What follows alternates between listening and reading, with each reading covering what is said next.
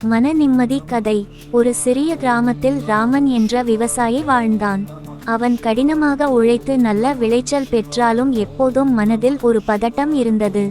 நாளைக்கு என்ன ஆகும், என் பிள்ளைகளின் வாழ்க்கை எப்படி இருக்கும் என்று அன்றாடம் கவலைப்பட்டான்.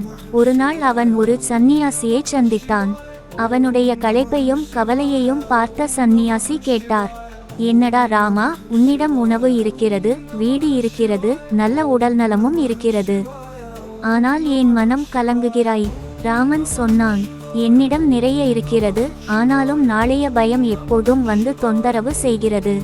அப்போது சந்நியாசி சிரித்தார். மன நிம்மதி என்பது பொருளால் கிடைக்காது, எண்ணங்களால் தான் உருவாகிறது. கடந்ததை நினைக்காதே, எதிர்காலத்தை பயப்படாதே, இன்றைய நாளை நன்றாக வாழ்ந்தால் உனக்கு அமைதி வரும். அந்த வார்த்தைகள் ராமனின் மனதை தொட்டது. அன்றிலிருந்து அவன் எதையும் அதிகம் சிந்திக்காமல் தினசரி நன்றி கூறி வாழ ஆரம்பித்தான். சில நாட்களில் அவனுக்கு உள்ளத்தில் ஒரு இனிய அமைதி. மன நிம்மதி பணத்தால் வராது, அது நல்ல சிந்தனை, நன்றி உணர்வு மற்றும் நிகழ்காலத்தில் வாழும் பழக்கத்தால் தான் கிடைக்கும். மனநிம்மதி கதை 2. ஒரு சிறிய கிராமத்தில் கண்ணன் என்ற விவசாயி வாழ்ந்தான்.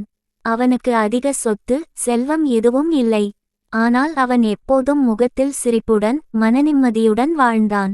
அவனை பார்த்து கிராமத்தில் உள்ள மற்றவர்கள் ஆச்சரியப்பட்டார்கள். எங்களுக்கு நிலம், வீடு, வண்டி, பணம் இருக்கிறது, ஆனாலும் எங்களுக்கு நிம்மதி இல்லை. ஆனால் இந்த கண்ணனுக்கு எதுவும் இல்லாமல் எப்படி இவ்வளவு அமைதியாக இருக்கிறது என்று யோசித்தார்கள். ஒருநாள் கிராம சாமியார் கண்ணனை அழைத்து கேட்டார், மகனே, உனக்கு ஏன் எப்போதும் நிம்மதி இருக்கிறது? எந்த சிரமமும் வராதா? கண்ணன் மெதுவாகச் சிரித்தான். சாமியே, சிரமங்கள் எனக்கும் வருகிறது. ஆனால் அதை குறை கூறாமல் அதை கடவுளின் சோதனை என்று ஏற்று விடுகிறேன். இழந்ததை நினைத்து கவலைப்படுவதற்கு பதிலாக எஞ்சியதை மதித்து மகிழ்கிறேன். அப்படித்தான் என் மனம் எப்போதும் சாந்தமாக இருக்கிறது என்றான். அவனது பதிலை கேட்ட அனைவரும் புரிந்து கொண்டார்கள். மனநிம்மதி என்பது வெளியில் கிடைக்கக்கூடியது அல்ல, அது உள்ளே உருவாக்கிக் கொள்ளும் எண்ணம். மனநிம்மதி கதை 3. ஒரு கிராமத்தில் ராமு என்ற இளைஞன் இருந்தான். அவனுக்கு எப்போதும் மனம் கலக்கம். சிறு விஷயங்களுக்கு கூட சினம், துக்கம், கவலை, எதையோ நினைத்து அலைந்து கொண்டே இருப்பான். ஒரு நாள் அவன் ஒரு பெரிய சாமியாரை சந்தித்தான். ராமு கேட்டான், சாமி, என் மனம் எப்போதும் அமைதியில்லாமல் இருக்கிறது. எதையும் சிந்திக்காமல் மன நிம்மதியை பெற முடியாதா? சாமியார் சிரித்தார்.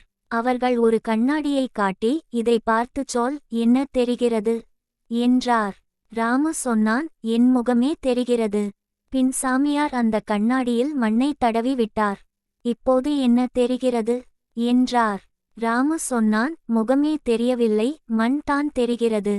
சாமியார் கூறினார், உன் மனம் இந்த கண்ணாடி போலே.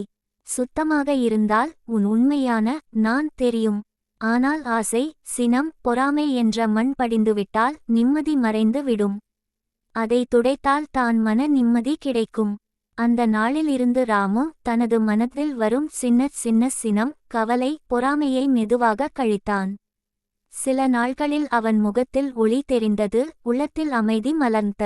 வலது நோக்கி காட்டும் விரல் பாடம், மன நிம்மதி வெளியில் கிடைப்பதில்லை, நம் உள்ளே இருக்கும் தூசிகளை, ஆசை, சினம், பொறாமை, பயம் அகற்றினால் தான் அமைதி தானாக வெளிப்படும்.